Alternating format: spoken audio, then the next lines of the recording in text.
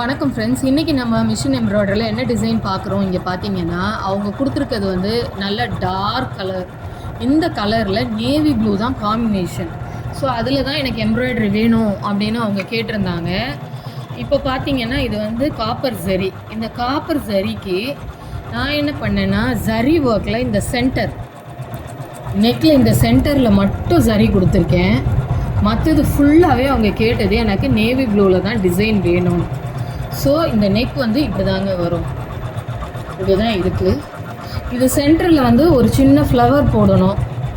அடுத்தது இதில் பாருங்கள், இந்த ஃப்ளவரை வந்து அந்த ஃப்ளவர்ஸ்லாம் விட ரைட்டில் மட்டும் எனக்கு கொஞ்சம் ஒரு டிஃப்ரெண்ட்டாக ரைட் சைடில் எனக்கு வேணும் அப்படின்னு கேட்டதுனால ரைட் சைடில் மட்டும் இந்த 4 ஃப்ளவர்ஸ் போட்டு நடுவில் அவங்க வந்து இப்படி கேட்டிருந்தாங்க. கொஞ்சம் டிஃப்ரெண்ட்டாக எனக்கு வேணும் ரைட் சைடு மட்டும், அதாவது எக்ஸ்டென்ஷன் மாதிரி. ஸோ அதனால் இந்த ஃப்ளவரை இப்போ இதுக்கு போட்டுட்ருக்குது. இதுலேயே நீங்கள் பார்த்தீங்கன்னா இதில் வந்து சென்டரில் வந்து அதே ஃபில் பண்ணிவிடும். இந்த ஃப்ளவர்ஸு சாரி வந்து பார்டர் கலர். இப்போது இது வந்து நேவி ப்ளூ தான் நமக்கு வந்து இது இந்த கலர் வுட் கலர். இது வந்து ப்ளவுஸ் இதில் வந்து இந்த கலர்.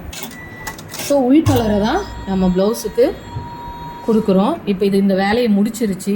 ஸோ இது எவ்வளோ நீட்டாக, இது எனக்கு பார்க்க நீட்டாக இருக்குது. இது பண்ணுறதுக்கு கிட்டத்தட்ட எனக்கு ஒரு 1.5 hours ஆயிடுச்சு.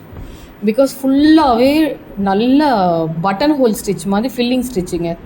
அதனால் இது வந்து இப்போ முடிச்சிருக்கோம். இனி அடுத்தது ஃப்ரண்ட் நெக்கு. ஸோ இந்த ஒர்க் உங்களுக்கு பிடிச்சிருந்தா நீங்கள் கனியாட்ஸுக்கு